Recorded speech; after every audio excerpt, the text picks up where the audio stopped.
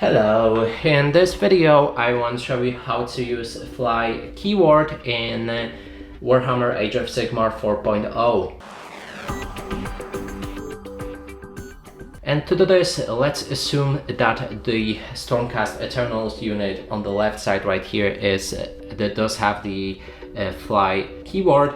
Now we'll be able to move them above the enemies. That means, for example, if they have something like a 12-inch move, let's assume that as well, we can just move them behind the enemy or through any other models.